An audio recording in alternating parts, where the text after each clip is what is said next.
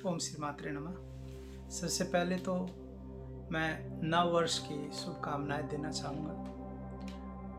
यद्यपि ये अंग्रेजी वर्ष है तो भी विश्व में हम लोग सभी लोग इसी वर्ष को मना रहे हैं। सभी को नव वर्ष की शुभकामनाएं। और दूसरी बात, आज बात करते हैं एक महाभारत के प्रसंग की।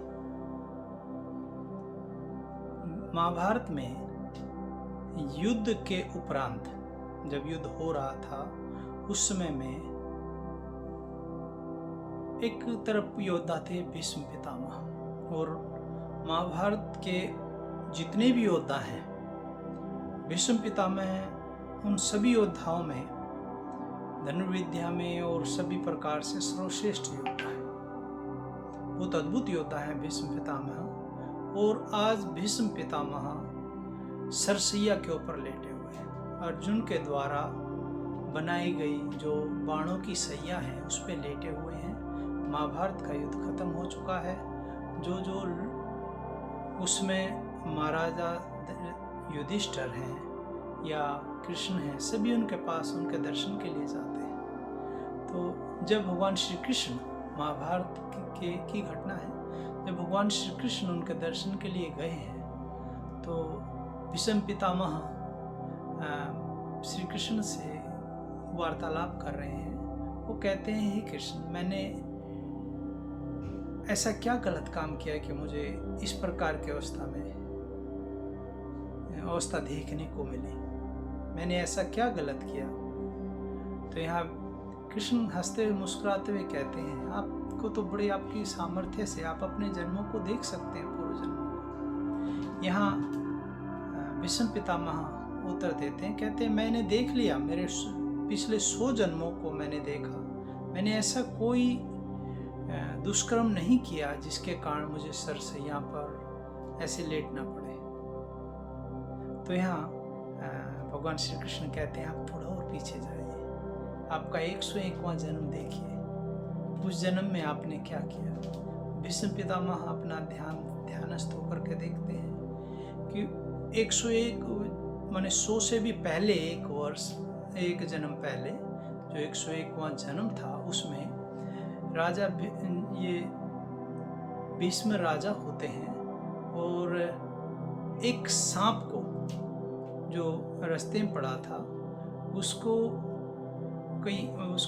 मर ना जाए क्योंकि सेना आ रही थी, तो उसको किसी तीर से या लकड़ी से उठा करके उसको वो झाड़ियों में फेंक देते हैं। वर्णन तो ऐसा है कि वो आदेश दे देते हैं, सैनिक फेंकते हैं, खुद नहीं फेंकते।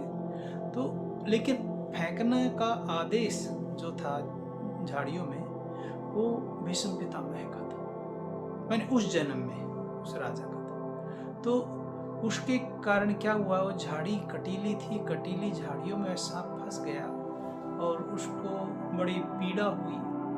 उसी जो कर्म का फल भीष्म पितामह को अपने 101 जन्म के बाद देखते, क्योंकि उनके इतने शुभ कर्म इतने थे कि अशुभ कर्म का उदय होते होते 100 साल बीत गए। तो आप देखिए, अवश्यमेव कर्म शुभाशुभम, अवश्यमेव भोक्तव्यम कर्म शुभाशुभम। जो हमें हमारे कर्म हैं हमें भोगने ही पड़ेंगे, चाहे शुभ हो या अशुभ हो। जो ये लोग आज कर्म कर रहे हैं बुरे और अच्छे, भोगने सभी को पड़ेंगे। किसी को इसी जन्म में मिल जाते हैं उनके पुण्यों के प्रभाव से,